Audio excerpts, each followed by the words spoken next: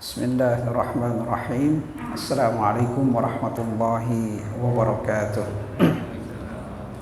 Alhamdulillahirabbil alamin wassalatu wassalamu ala asyrafil anbiya'i wal mursalin sayyidina wa habibina wa syafi'ina wa maulana Muhammadin wa ala alihi wa ashabihi ajma'in wa ba'du. Hadaratul mukarramun, para asatidzah, para hujjaj, bapak-bapak, saudara-saudara sekalian yang saya hormati, syukur alhamdulillah pada malam hari ini di malam yang penuh barokah. Pada malam Jumat ini kita bisa hadir kembali untuk sama-sama kita mengikuti pengajian malam Jumat ya, yang biasanya diisi oleh guru kita Mukarram Al-Ustaz Kiai Haji Dr. Muhammad Syekh Razi Dimyati MID membaca kitab Tanwirul Qulub ya.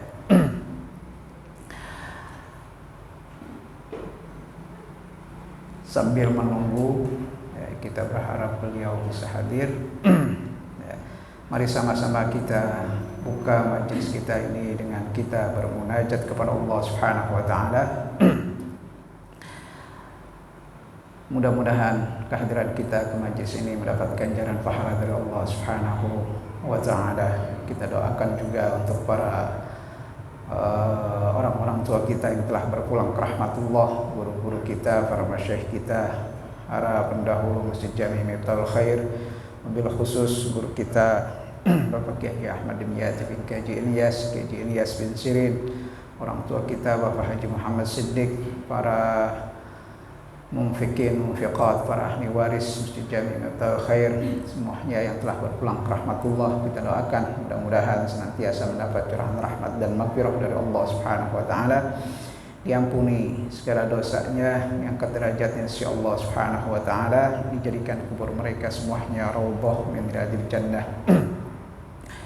Juga Al-Fatihah kita niatkan untuk saudara-saudara kita yang tertimpa musibah, yang dalam keadaan kurang sehat, yang sakit, kita doakan mudah-mudahan Allah angkat penyakitnya.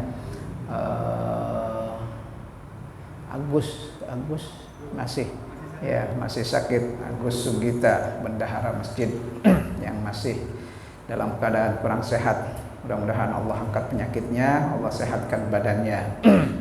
Ala hadhihi niyyah wa kullu niyatin sharihah wa ila hadratin Nabi Mustafa Rasulillah sallallahu alaihi wasallam. Al-Fatihah. A'udzu billahi minasyaitonir rajim. Bismillahirrahmanirrahim. Alhamdulillahirabbil alamin. Arrahmanir rahim. Maliki yaumiddin. Iyyaka na'budu wa iyyaka nasta'in. Ihdinas siratal mustaqim.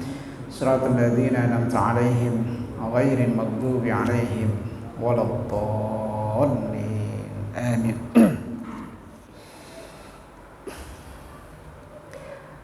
Selanjutnya seperti biasa untuk mengisi kosongan ini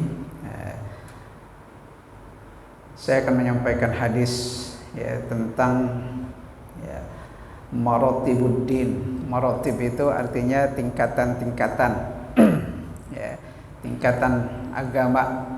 Sebetulnya hadis ini sudah masyhur sekali. Artinya masyhur itu kita sering mendengar ya, sering disampaikan oleh para penceramah, sering disampaikan oleh para asatidz kita ya, hadis tentang Islam, iman dan ihsan ya.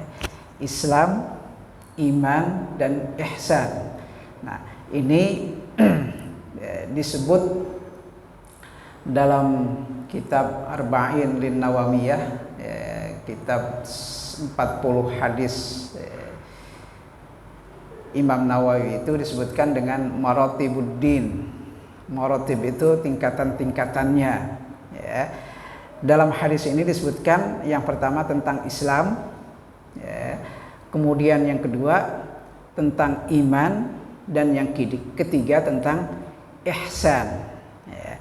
Berarti ya, dipahami bahwa tingkatan agama itu adalah Islam ya, kemudian iman, dan yang ketiga ihsan ya.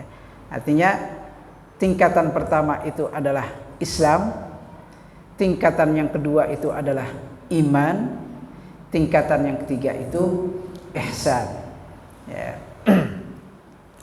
Hadisnya diriwayatkan dari Umar bin Khattab radhiyallahu taala anhu qala bainama nahnu julusun 'inda Rasulillah sallallahu alaihi wa sallam dzata yaumin id tala 'alaina rajulun syadidu bayadits thiyab. Ya. Ini hadis ini diriwayatkan oleh Umar bin Khattab. Ya. Umar bin Khattab, ya, beliau bercerita bainama nahnu julus, artinya ketika kami saat itu, ya, saat hadis ini terjadi, ya, hadis ini terjadinya di mana? Di Masjid Nabawi. Saat itu, ya, Rasulullah SAW bersama sahabat Umar bin Khattab dan para sahabat yang lain, ya. Karena Umar itu menceritakan tentang dia dan orang lainnya. Bainama nahnu itu dalam bahasa Arab kan sebagai domir, domir mutakallim, domir mutakallimin. Mutakallimin itu artinya kita itu kan berarti nggak sendiri, ada orang lain. Kalau saya sebut kita, ya berarti kita semua yang hadir di sini termasuk. Kalau saya bilang saya, nah itu sendiri ana. Tapi Umar bercerita bainama nahnu julusun. Bainama nahnu julus. Julus pun ini dalam bahasa Arab adalah kata majemuk, kata jamak. Julus. Kalau sendiri itu jalisun. Kalau dia bercerita tentang sendiri atau dia doang sendiri, bainama ana jalisun. Tapi ini enggak, bainama nahnu julus, ketika kami sedang duduk, artinya saat itu, saat ada Rasulullah, kemudian ada Umar dan ada para sahabat yang lain. Bainama nahnu julusun 'inda Rasulillah sallallahu alaihi wasallam, ketika kami sedang duduk bersama Rasulullah sallallahu alaihi wasallam. Dulu pada zaman Rasulullah sallallahu alaihi wasallam, beliau seringkali berada di masjid, ya, ketika Rasulullah menyampaikan ajaran yang beliau terima dari wahyu Allah Subhanahu wa taala, itu biasanya ya tentunya penyampaiannya tidak mesti di masjid juga, ya. Pada saat beliau dapat wahyu langsung disampaikan dimanapun beradanya. Tapi keseringan memang di masjid, ya, di masjid. Jadi cerita hadis ini adalah cerita ketika Rasulullah SAW bersama Umar dan para sahabat yang lain sedang berada di masjid. Bainama nahnu julusun 'inda Rasulillah sallallahu alaihi wasallam, ketika kami sedang duduk, ya, bersama Rasulullah sallallahu alaihi wasallam, dzata yaumin, ya, pada suatu hari, id tala 'alaina rajulun syadidu bayadits thiyab. Ya, pada suatu hari, ya, datang seseorang, ittala alaina rajulun, ya. Artinya ketika pada duduk-duduk di masjid gini, tiba-tiba ada yang, ya, datang masuk ke masjid, ya. Kalau bahasa kitanya nongol, ada orang, ya, yang mereka nggak kenal, ya, yang mereka nggak kenal. Makanya di sini disebutkan dengan kata nakirah. Dalam nakirah itu artinya seseorang yang nggak dikenal, rajulun. Kalau dipakai alif lam, lam ta'rif, berarti orangnya sudah dikenal. Kalau dibilang ar-rajul, ya udah pasti orangnya dikenal, ya siapa itu orangnya. Tapi di sini dalam hadis disebutkan rajulun. Ya, rajulun artinya nakirah. Nakirah itu artinya orang yang belum dikenal saat itu, ya, oleh para sahabat. Ya, tapi belum tentu Rasulullah. Bisa jadi kalau Rasulullah sudah kenal, sudah kenal, tapi para sahabat yang lain, karena ini yang bercerita adalah Umar bin Khattab, berarti saat itu Umar belum kenal ini orang siapa. Tiba-tiba nongol, datang masuk ke masjid, ya kan? Bukan orang yang biasa, bukan orang biasa, artinya orang yang sudah dikenal dari para sahabat Rasulullah SAW. Idh tala alaina rajulun syadidu bayadits thiyab.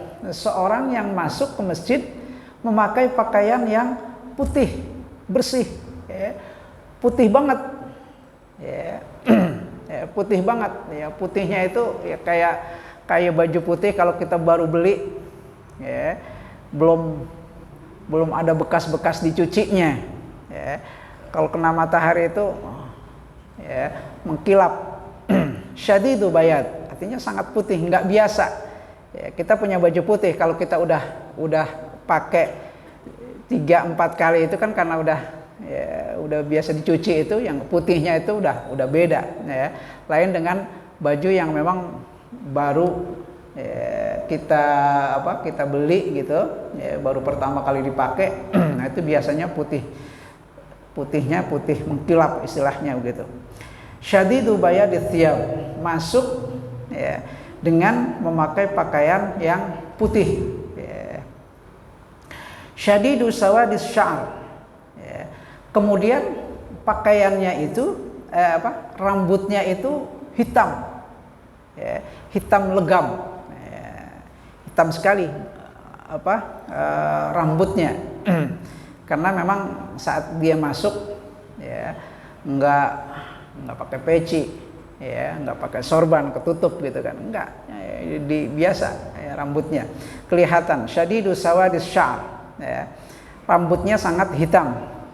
La yura alaihi atharus safar, ya.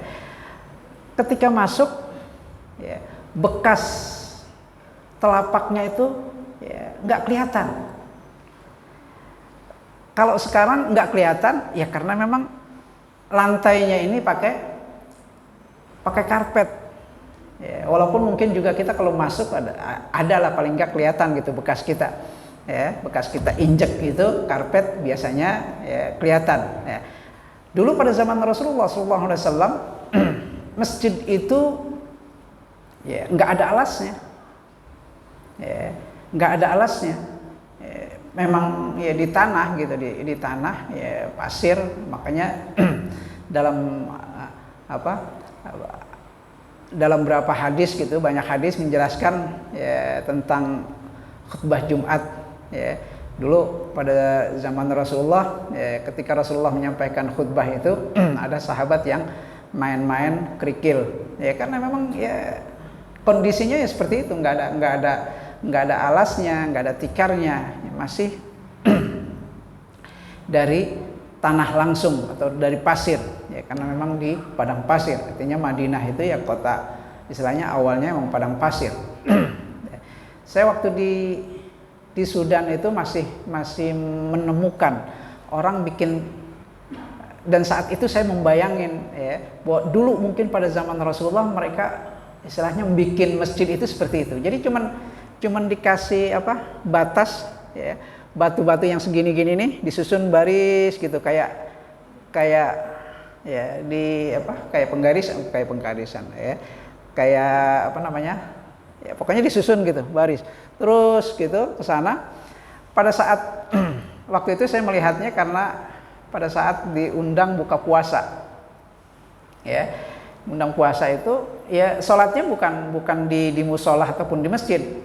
Jadi dia bikin jamuannya itu di depan rumah gitu, ada tikar dari pelepah kurma, ya, daunnya itu dianyam kayak kalau kita mungkin dianyam kayak dari dari daun kelapa, kalau mereka itu dari korma gitu.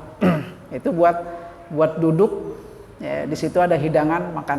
Tapi biasanya pas habis sholat gitu, ya, makan takjil, ya, minum, kemudian makan korma, habis itu sholat yang laki, karena yang perempuan itu biasanya di dalam di rumah. Mereka ngadakan jamuan buka puasa itu seperti itu, bareng-bareng, ya, tangga-tangga itu ngumpul di situ.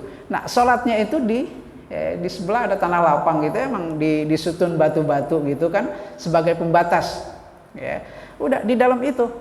Dan ya ada yang pakai alas, yang punya sejadah, bawa sejadah dipakein alas, yang enggak ya udah di atas pasir itu, jadi sholat. Makanya saat itu saya membayangkan dulu mungkin pada zaman Rasulullah, ya, ketika bangun masjid itu, ya, ketika Rasulullah bangun masjid Kuba itu, ya, cuman dikasih batas itu aja. Ya, nggak langsung dibangun bangunan gitu. Ya kalau bangun gitu kan butuh waktu. Ya, butuh waktu, butuh material.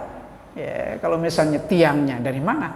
Ya, padahal dalam sejarah kan disebutkan Rasulullah itu sebelum sampai ke Madinah, beliau sampai di Kuba beliau membangun masjid. Ya, Masjid Kuba itu adalah masjid yang pertama kali dibangun oleh Rasulullah SAW. Ya, saat itu saya membayangkan mungkin Rasulullah hanya mengasih batas bahwa ini adalah batas masjid. Nah, setelah itu baru dibangun, ya mungkin dibikin tiangnya, pilarnya, ataupun dibikin atapnya. Ya, tapi saat itu karena kan Rasulullah cuma berdua dengan Abu Bakar ketika datang dari Mekah ke Madinah itu kan cuma berdua. Nah, itu saya saksikan di Sudan itu orang bikin tempat sholat, bikin musola itu hanya dengan diberikan batas dari batu-batu yang dikumpulkan seperti ini. Udah, ya makanya anak-anak yang main nggak boleh masuk ke situ, ya, main di situ nggak boleh.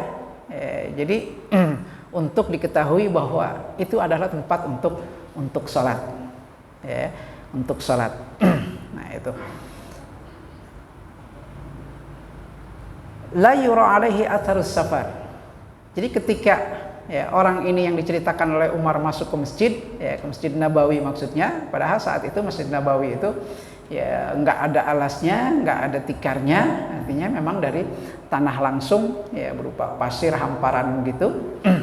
Tapi orang itu berjalan nggak terlihat, ya bekas jalannya itu nggak ada, ya, nggak terlihat.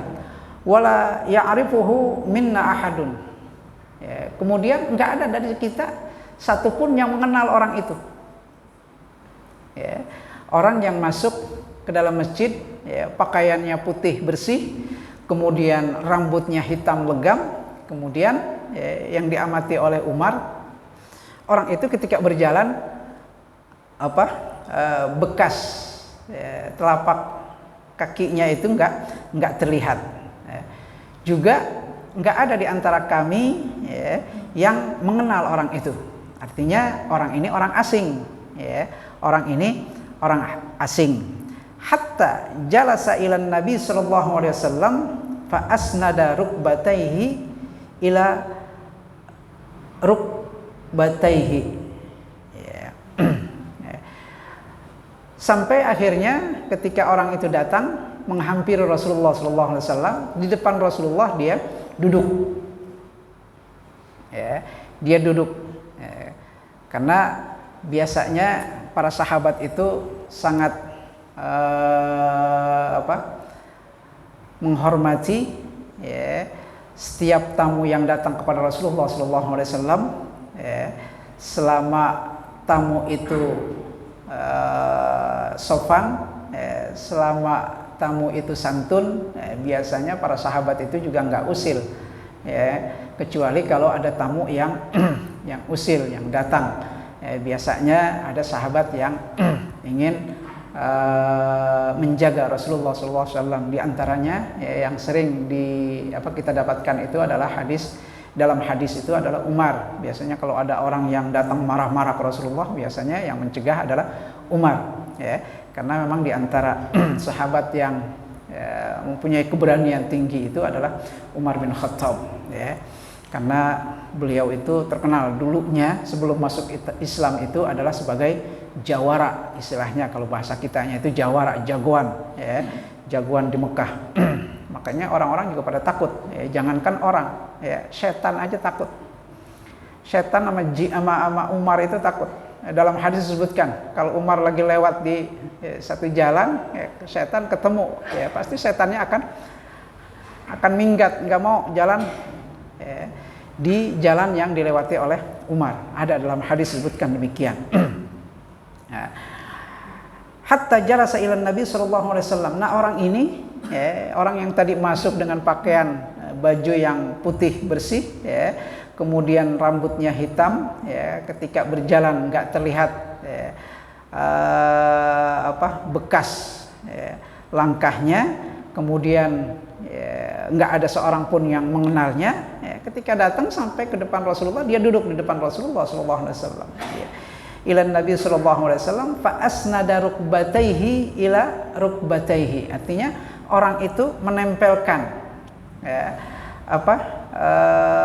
dengkulnya, kedua dengkulnya dengan kedua dengkul Rasulullah sallallahu alaihi wasallam. Artinya duduknya itu sangat dekat sekali.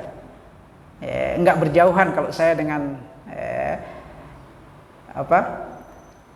siapa namanya?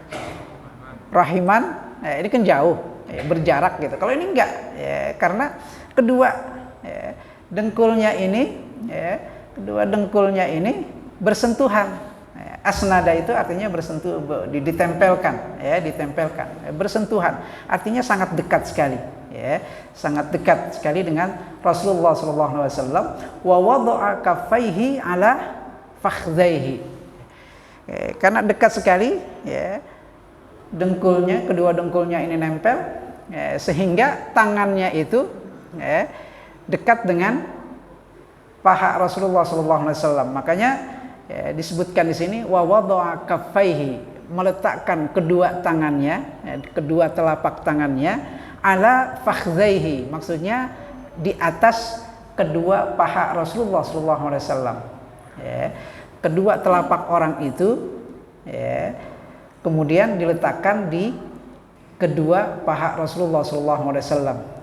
Artinya telapak tangan yang kanan ditaruh di kaki di paha yang kiri punya Rasulullah, yang ini ke sini. Nah, begitu. Oke. Qala ya Muhammad. Ya Muhammad, sampai orang itu berkata, "Ya Muhammad, akhbirni 'anil Islam." Wahai Muhammad, ceritakan kepadaku, artinya beritahukan kepadaku, atau bahasa kitanya jawablah pertanyaanku, apa itu Islam? Akhbirni 'anil Islam.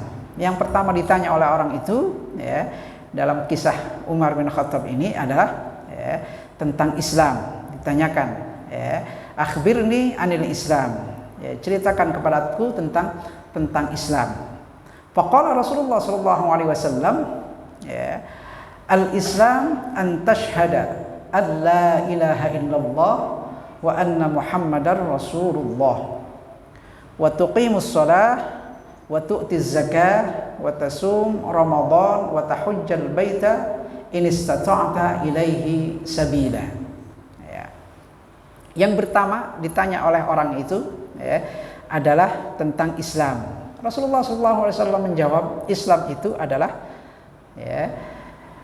Anda antashhada, artinya kamu, karena ini kan pertanyaan seseorang yang ada di hadapannya, bahwa Islam itu adalah kamu bersaksi bahwa tidak ada Tuhan kecuali Allah Subhanahu wa taala, wa anna Muhammadar Rasulullah, bahwa dan Muhammad itu adalah rasul utusan Allah, wa tuqimus shalah, kemudian kamu mendirikan salat, kemudian wa tu'tiz zakah, yang ketiga itu kamu keluarkan zakat, wa tasuma Ramadan, kemudian yang keempat kamu berpuasa di bulan Ramadan, wa tahujjal baita in istata'ta ilaihi sabila, kemudian yang kelima adalah berhaji ke rumah Allah, wa tahujjal bait, maksudnya bait itu berhaji ke Mekah.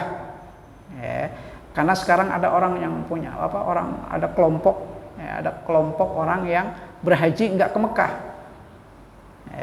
atau mengatakan bahwa berhaji ke yang disyariatkan oleh niat mereka itu melebihi haji yang ke Mekah. Nah, itu ada kelompok yang menyatakan demikian. Makanya di sini dijelaskan oleh Rasulullah SAW bahwa haji yang dimaksud itu adalah haji ke Mekah, ke Ka'bah. Haji itu nggak bisa dipindahin, dan nggak bisa ditukar waktunya. Nah, itu. Wa tahujjal bait in istata'ta ilaihi sabila, jika kamu mampu untuk pergi ke sana. Ini yang pertama yang ditanyakan oleh orang tersebut, orang yang dalam pandangan para sahabat saat itu belum dikenal, dan enggak ada seseorang yang mengenalnya, Qala sadaqta. Setelah mendengar jawaban itu, ketika ditanya mal Islam, kemudian Rasulullah SAW menjawab, al-Islam an tashhada an la ilaha illallah wa anna Muhammadar Rasulullah wa tuqimas shalah wa tu'tiz zakah wa tasuma Ramadan wa tahujjal baita man istata'a alaihi sabila. Orang itu menjawab, qala sadaqta. Orang itu bilang, kamu benar. Kamu benar. Ini para sahabat juga bingung, para sahabat juga bingung. Ini kok ada orang nanya tentang Islam, dijawab Rasulullah, kemudian dia mengatakan atas pertanyaan itu, kamu benar. Berarti orang ini udah tahu kan? Berarti orang ini udah tahu. Arti orang yang nanya Rasulullah itu berarti dia udah tahu. Artinya bisa jadi orang itu lebih tahu dari Rasulullah SAW. Dalam pandangan para sahabat saat itu seperti itu. Qala sadaqta. Qala fa'ajibna lahu yas'aluhu wa yusaddiquhu. Maka Umar pun yang menceritakan tentang peristiwa ini, ini mengatakan dalam dirinya, dalam hatinya itu, qala fa'ajibna. Wah, heran saya ini. Ini orang datang menghadap Rasulullah, duduk di depannya, kemudian bertanya tentang Islam. Ketika Rasulullah menjelaskan bahwa Islam itu adalah kamu bersyahadat kepada Allah, bersyahadat bahwa tidak ada Tuhan selain Allah, kemudian Muhammad Rasulullah, kemudian mendirikan salat, kemudian mengeluarkan zakat, kemudian puasa di bulan Ramadan, kemudian berhaji ke Ka'bah jika mampu. Ketika dijawab seperti itu, orang itu malah mengatakan sadaqta, kamu benar. Jawaban seperti itu membuat Umar dan para sahabat yang lain itu pada takjub. Heran dia. Yas'aluhu wa yusaddiquhu. Dia bertanya ke Rasulullah, Rasulullah jawab, kemudian dia katakan bahwa itu benar. Artinya secara logika, kita kan kalau atau gini, kalau di antara kita ada yang mempunyai profesi sebagai guru, biasanya guru kan kalau nanya kepada murid, coba jelasin apa itu Islam, kan? Apa itu Islam? Kemudian muridnya menjawab, tasyhadu an la ilaha illallah wa anna Muhammadar Rasulullah, terus sampai selesai. Benar. Itu kan artinya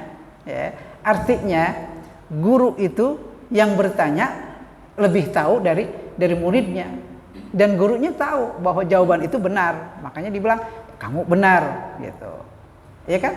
Nah, ini pun demikian yang membuat para sahabat para takjub itu, karena ketika orang tersebut bertanya ke Rasulullah, Rasulullah jawab, kok dibilang kamu benar. Nah, berarti kan orang yang bertanya ini sudah tahu, atau bisa jadi lebih tahu, kan begitu. Sama dengan kasus seorang guru yang bertanya kepada murid. Makanya pada saat itu para sahabat pun menganggap, jangan-jangan orang ini mungkin lebih pintar dari Rasulullah SAW. Padahal di pandangan mereka itu Rasulullah yang paling tahu. Makanya ketika Rasulullah SAW menjawab seperti itu, kemudian dijawab sadaqta, hal itu yang membuat para sahabat pada takjub, pada terheran-heran. Kemudian orang yang tadi masih misterius, yang masih misterius itu bertanya lagi, qala fa akhbirni 'anil iman. Yang pertama tadi yang ditanyakan itu tentang Islam. Kemudian yang kedua yang ditanyakannya itu adalah tentang iman. Fa akhbirni 'anil iman. Qala an tu'mina billah. Rasulullah SAW menjawab, iman itu adalah kamu beriman kepada Allah Subhanahu wa taala, wa malaikatihi. Kemudian kamu beriman kepada para malaikatnya, wa kutubihi. Kemudian beriman kepada kitab-kitabnya. kitab-kitabnya, wa rusulihi, ya. Kemudian beriman kepada rasul-rasulnya, wal yaumil akhir. Yang kelima, beriman kepada hari akhir, ya. Wa tu'mina bil qadar khairihi wa syarrihi. Dan yang keenam itu kamu beriman kepada qada dan qadar, ya. Bil qadar, dengan qadar, ketentuan Allah Subhanahu wa taala, baik ketentuan itu yang baik, ya, ataupun yang tidak baik. Maksudnya baik dan tidak baik ini dilihat dari kacamata manusianya, tapi semua yang Allah Subhanahu wa taala takdirkan kepada makhluknya itu semuanya baik. Enggak ada yang enggak baik. Disebutkan di sini antu'mina bil qadar khairihi wa syarrihi, itu dilihat dari kacamata manusia. Karena terkadang apa yang Allah takdirkan manusia merasa bahwa itu enggak baik. Padahal di balik itu ada hikmahnya. Kita nggak tahu, manusia nggak tahu. Makanya Rasulullah sini menegaskan, kita mesti harus percaya, kita harus yakin. Apapun yang Allah Subhanahu wa taala tentukan kepada kita, baik itu hal yang menggembirakan, istilahnya, yang baik-baik itu menggembirakan, ataupun yang membuat kita sedih, karena nggak baik dari kacamata kita. Semuanya itu adalah ketentuan Allah Subhanahu wa taala. Itu wa tu'mina bil qadar khairihi wa syarrihi. Artinya semua takdir Allah Subhanahu wa taala harus kita yakini bahwa itu adalah ketentuan Allah Subhanahu wa taala. Baik itu baik untuk kita, ataupun kita merasa bahwa itu tidak baik untuk kita. Tidak baik untuk kita. Satu contoh.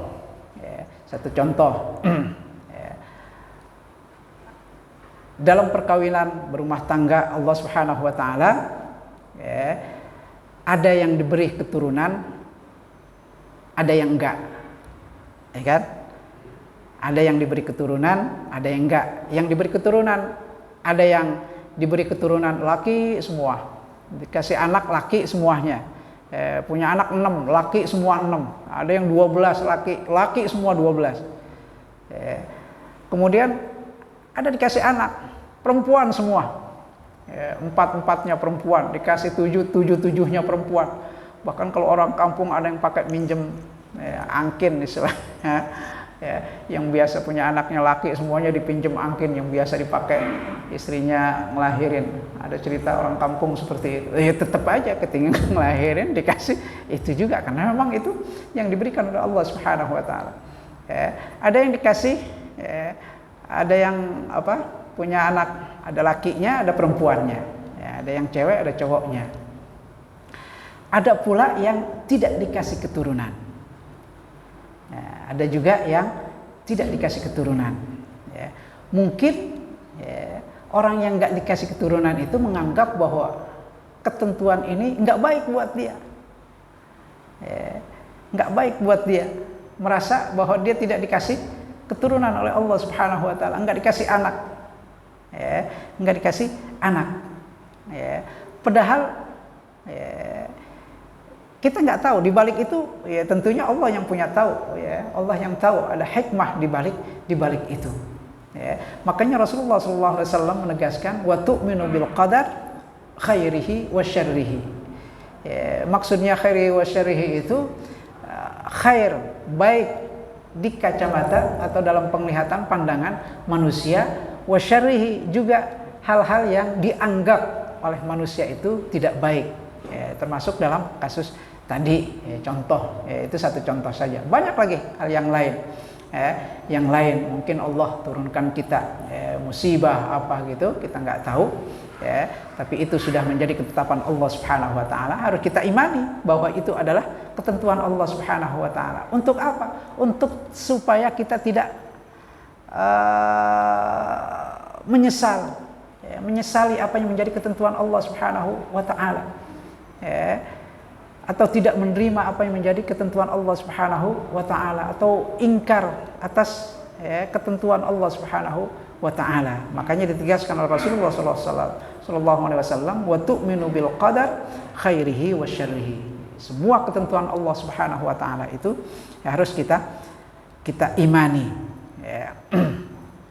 Jadi ada 6, ya. Iman kepada Allah Subhanahu wa taala, iman kepada para malaikat, iman kepada kitab-kitab Allah Subhanahu wa taala, iman kepada rasul-rasul Allah Subhanahu wa taala, iman kepada hari akhir, ya.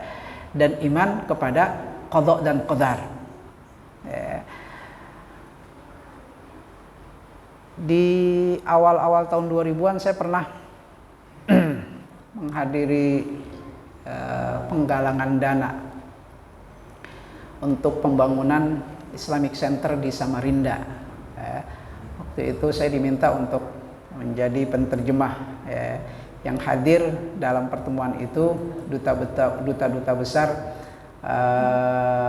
negara-negara Teluk yang kaya, Saudi, Qatar, Emirat, Kuwait, Bahrain. Yang keenam Brunei Darussalam. Ya, mayoritas yang 5 ini kan bahasa Arab. Ya. Saya belum nyaksiin Islamic Centernya, sekarang udah jadi, ya, udah jadi. Saya belum pernah sih datang ke sana gitu. Tapi waktu penggalangan dana pertama itu saya ikut, ya, karena diminta untuk penterjemah. Artinya status saya cuman diminta untuk penterjemah doang sih, terjemahin dalam bahasa Arab.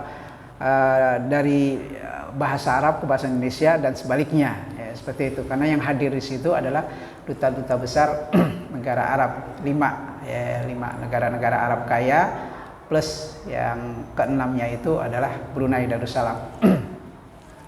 Dalam tayangan videonya itu maket masjidnya itu kan ya, dan brosurnya, ya, karena brosurnya emang dicetak dalam buku Lux gitu, ya. Nah, itu dia ada menaranya dibangun 6, ya. Di depan 1, di depan 2, kiri kanan, di tengah 2, kiri kanan, ya, agak belakang 2, kiri kanan 6. Ya, kalau nggak salah itu menara yang 6 itu. Nah, di situ biasanya, ya, kita itu orang Indonesia, ya. Indonesia itu biasanya memfilosofikan, ya, satu bangunan itu dengan, ya, apa yang ada. Misalnya menara yang 6 itu filosofinya menandakan rukun iman yang 6, ya kan? Rukun iman yang 6, ya. Karena di situ ada 6 pilar gitu kan, ada 6 pilar. Ya, disebutkan dalam brosurnya seperti itu, ya, ditayangkan dengan video. Nah, saya terjemahin apa adanya kan. Ya, seorang penterjemah itu harus menerjemahkan apa adanya. Ya, bahwa filosofinya itu adalah bahwa pilar yang 6 ini menandakan rukun iman yang 6. Ya, ternyata saat itu ada salah seorang duta besar. Ya, saya nggak memastikan persis gitu siapa, kayaknya duta besar Kuwait mungkin. Saat itu dia ngotot, ya, rukun iman itu ada 5, ya. Ya, rukun iman itu ada 5 karena dalam bangunan itu, ya, yang 6 itu, ya, pilar yang 6 itu, ya, menunjukkan rukun iman yang 6, ya. Ada lagi yang 5 gitu yang menunjukkan rukun Islam. Ya, karena memang dikait-kaitkan gitu. Ya, saya nggak hafal ini. Yang saya ingat itu yang rukun iman ini, yang rukun iman yang 6 ini, saya diprotes. Dibilang rukun iman itu 6. Ya, saya menjawab, sementara posisi saya adalah sebagai penterjemah, menterjemahkan apa yang disampaikan oleh. Ya, karena di situ kan ada yang menyampaikan, ya, yang menyampaikan tentang brosur, bangunan tersebut, menjelaskan tentang bangunan Islamic Center itu. Nah, saya hanya menyampaikan menerjemahkan apa yang disampaikan. Sementara duta besar ini memprotes. Dia bilang rukun iman itu 5, dibilang gitu. Nah, ternyata memang ada kelompok yang menyatakan bahwa rukun iman itu 5. Mereka tidak mempercayai tentang qada dan qadar. Qada dan qadar. Karena memang dalam Al-Qur'an, ya, yang disebut artinya yang berkaitan dengan iman, rukun iman itu cuma 5. Ya. Iman kepada qada dan qadar itu adanya dalam hadis. Ya, makanya hadis inilah yang menjelaskan tentang qada dan qadar, bahwa rukun iman itu ada 6. Jadi yang ke-6 yang qada dan qadar enggak disebutkan, ya, enggak disebutkan dalam ayat Al-Qur'an. Ya, adanya itu qada dan qadar itu adalah dalam hadis Rasulullah SAW. Ya, itu makanya setelah pertemuan itu, ya, karena dia masih ngotot, ya, kemudian saya sempat bilang juga kepada presenternya itu yang menjelaskan tentang Islamic Center itu, saya bilang lanjutkan aja, ya udah kita lanjutkan sampai selesai. Ya. Setelah itu saya jadi pikiran juga gitu, pas pulang itu pikiran juga, kenapa saya ditentang istilahnya, walaupun mungkin ya, dia bukan menentang saya, mungkin menentang tentang prinsip, ya, 6 pilar yang dikaitkan dengan rukun iman, karena memang dalam Ahli Sunnah wal Jamaah di Indonesia khususnya kita mempercayai bahwa rukun iman itu ada 6. Dalam Al-Qur'an memang dijelaskan bahwa tidak dijelaskan bahwa rukun iman itu ada 6 atau berbicara tentang qada dan qadar. Yang ada berbicara tentang qada dan qadar itu adanya dalam hadis Rasulullah SAW, ya, khususnya hadis ini, ya, walaupun ada lagi hadis-hadis yang lain. Ya, hadis ini yang menjelaskan tentang urutan, ya, jumlah rukun iman yang 6 itu. Ya, yang pertama adalah beriman kepada Allah Subhanahu wa taala, yang kedua beriman kepada para malaikat, beriman kepada kitab-kitab Allah Subhanahu wa taala, beriman kepada rasul-rasul Allah Subhanahu wa taala, kemudian beriman kepada hari akhir, dan yang terakhir ditegaskan oleh Rasulullah SAW, kita juga harus percaya tentang qada dan qadar, ya. Wa tu'mina bil qadar khairihi wa syarrihi.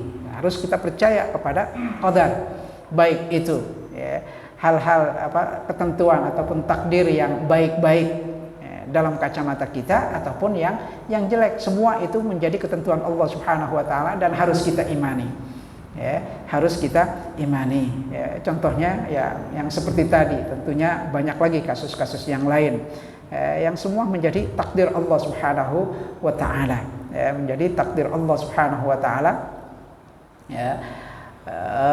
Yang tidak bisa ada tadakhul itu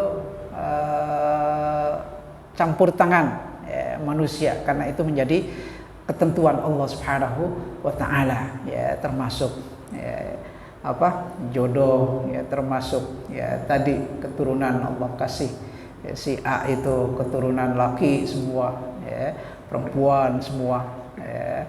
Kemudian termasuk juga, ya, Allah takdirkan kita lahir di Indonesia, ya, akhirnya kita menjadi warga Indonesia, itu menjadi takdir Allah Subhanahu wa taala. Ya, kemudian kita lahir dari nyak babeh kita yang itu, ya, kita nggak bisa milih, kita terlahir dari bapak kita misalnya Raja Salman gitu, sehingga ketika kita lahir, ya, kita menjadi anak orang kaya, ya kan kagak, ya, karena itu semua adalah ketentuan Allah Subhanahu wa taala. Allah takdirkan kita, ya, untuk lahir dari orang tua ini dan selanjutnya, ya. Itu namanya takdir, semuanya harus kita imani, harus kita percayai bahwa itu adalah ketentuan Allah Subhanahu wa taala. Ketika Rasulullah SAW menjawab ini, yang 6 ini, lagi-lagi, ya, yang bertanya itu, ya, mengatakan sadaqta, ya, kamu benar. Ya, udah 2. Yang pertama tadi tentang Islam dijawab oleh Rasulullah, dijawab, ya, sadaqta, dikatakan sadaqta, kamu benar. Ya. Hal itu yang membuat para sahabat yang ada saat itu, termasuk Umar bin Khattab itu merasa terheran-heran. Ini orang nanya kepada Rasulullah, kemudian Rasulullah jawab, malah dibilang lu benar. Ya. Kemudian yang kedua ditanya lagi tentang iman, ya, dijawab oleh Rasulullah SAW. Setelah dijawab, ya, dibilang lagi sama dia, lu benar, ya, lu benar. Ya. Kemudian yang ketiga yang ditanya itu adalah qala fa akhbirni anil ihsan. Ya. Yang ditanya oleh orang itu adalah fa akhbirni anil ihsan. Ya. ceritakan kepadaku tentang ihsan. Qala an ta'budallah ka'annaka tarahu fa in lam takun tarahu fa innahu yaraka. Rasulullah SAW ketika ditanya tentang ihsan, Rasulullah menjawab an ta'budallah ka'annaka tarahu. Ihsan itu adalah kamu menyembah Allah Subhanahu wa taala seakan-akan kamu melihatnya. Fa illam takun tara fa innahu yaraka. Jika engkau tidak bisa melihatnya, sesungguhnya Allah Subhanahu wa taala itu pasti melihat kamu. An ta'budallah. An ta'buda ini apakah pengertiannya hanya dalam bentuk salat saja? Enggak. Karena pengertian ibadah itu tidak hanya salat. Semua apa yang kita lakukan yang baik-baik, yang kita niatkan karena Allah Subhanahu wa taala, itu adalah ibadah. Karena semua apa yang kita lakukan, hidup kita, bahkan mati kita, inna sholati, salatku, wa nusuki, dan ibadahku, wa mamati, wa mahyaya wa mamati, hidupku dan matiku, lillah rabbil alamin. Semuanya itu untuk Allah Subhanahu wa taala. Artinya makna dari ibadah itu mencakup seluruh aktivitas kita. Mulai dari bangun tidur sampai tidur lagi, sampai bangun lagi, semuanya itu adalah ibadah kepada Allah Subhanahu wa taala. Jika kita niatkan karena Allah Subhanahu wa taala. Karena memang manusia Allah ciptakan itu tujuannya adalah untuk beribadah kepada Allah Subhanahu wa taala. Wa ma khalaqtul jinna wal insa illa liya'budun. Tidaklah aku ciptakan jin dan manusia kecuali untuk beribadah kepada Allah Subhanahu wa taala. Maka arti dari ibadah itu sangat luas sekali, bahkan mencakup seluruh aktivitas kita yang baik-baik, yang kita niatkan karena Allah Subhanahu wa taala, itu adalah ibadah. Seperti yang senantiasa kita ikrarkan dalam doa iftitah itu, inna sholati wa nusuki wa mahyaya wa mamati lillahi rabbil alamin. Itu kan ikrar. Ikrar itu pengakuan kita di hadapan Allah Subhanahu wa taala. Pada saat kita sholat itu berarti kita sedang menghadap Allah Subhanahu wa taala. Pada saat itu kita berikrar di hadapan Allah Subhanahu wa taala bahwa sholatku yang saat itu kita kerjakan, wa nusuki. Wa nusuki ini artinya nusuk itu ibadah secara umum. Secara umum, kita mau tidur, kalau kita niatkan karena Allah Subhanahu wa taala, kita awali dengan baca bismillah, kemudian kita baca doanya, itu menjadi ibadah. Kemudian kita bangun, kita baca doa bangun tidur, itu menjadi ibadah. Terus semua apa yang kita lakukan, semua aktivitas itu akan menjadi ibadah kepada Allah Subhanahu wa taala jika kita niatkan hal tersebut untuk Allah Subhanahu wa taala. Ini hadisnya, keterangannya nanti mungkin kalau ada kesempatan yang lain akan kita baca keterangan dari hadis tersebut. Yang jelas ini adalah tingkatan dari agama, maratib ad-din. Artinya tingkatan yang pertama itu adalah Islam. Tingkatan yang kedua itu adalah iman, dan tingkatan yang ketiga yang lebih tinggi lagi itu adalah ihsan. Dalam ihsan ini Rasulullah menjabarkan an ta'budallah ka'annaka tarah. Jadi kamu menyembah Allah seakan-akan kamu melihatnya. Kalau tadi saya katakan ibadah itu luas, termasuk pada saat kita melakukan aktivitas kerja dan lain sebagainya, itu adalah ibadah. Kalau itu kita kerjakan, ka'annaka tarah, seakan-akan engkau melihat. Pada saat kita bekerja kemudian kita merasa bahwa kita melihat Allah Subhanahu wa taala, ataupun kalaulah kita tidak melihat Allah Subhanahu wa taala, Allah pasti tahu. Maka kerjaan yang kita kerjakan itu pasti adalah pekerjaan yang baik.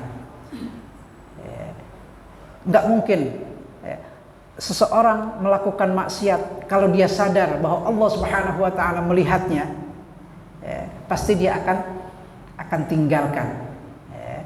Dia lakukan maksiat karena dia merasa bahwa Allah Subhanahu wa taala tidak mengetahuinya. Atau seandainya dia ada terdetik dalam hatinya melihatnya, ya pasti melihatnya juga ya enggak diyakini dengan yakin, dengan benar. Ya. Makanya banyak hadis lagi lainnya nanti yang saling terkait antara satu sama lain. Ya. Nanti akan ada penjelasannya. Mudah-mudahan ada waktu ya, yang lain, insyaallah nanti akan kita jelaskan penjabaran dari hadis tersebut. Ya. Untuk malam ini kita cukupkan. Mudah-mudahan apa yang kita baca menambah wawasan kita tentang agama kita, ya, sehingga hal itu dapat lebih menguatkan ya, ghirah kita ya, untuk kita beribadah kepada Allah Subhanahu wa taala. Mudah-mudahan Allah Subhanahu wa taala terima semua amal ibadah kita. Amin ya rabbal alamin. Ya arhamar rahimin, ya arhamar rahimin, ya arhamar rahimin. Farij 'alal muslimin, ya arhamar rahimin, ya arhamar rahimin, ya arhamar rahimin. Farij 'alal muslimin. Wa'fu 'anna ya Allah, wa'fu 'anna ya Karim, wa'fu 'anna ya Rahim, rahmatika ya arhamar rahimin. Allahumma ij'al jam'ana hadza jam'an mubarakan waj'al tafarruqana min ba'dihi tafarruqan ma'suman. Allahumma nawwir qulubana min nur hidayatika kama nawwarta al-ardha min nuri syamsika wa qamarika abadan abada. Allahumma ij'alna mimman yastami'una al-qawla fayattabi'una ahsana. ربنا تقبل منا إنك أنت السميع العليم وتب علينا إنك أنت التواب الرحيم. ربنا آتنا في الدنيا حسنة وفي الآخرة حسنة وقنا عذاب النار. وصلى الله على سيدنا محمد النبي الأمي وعلى آله وصحبه وسلم والحمد لله رب العالمين. والعفو منكم. السلام عليكم ورحمة الله وبركاته.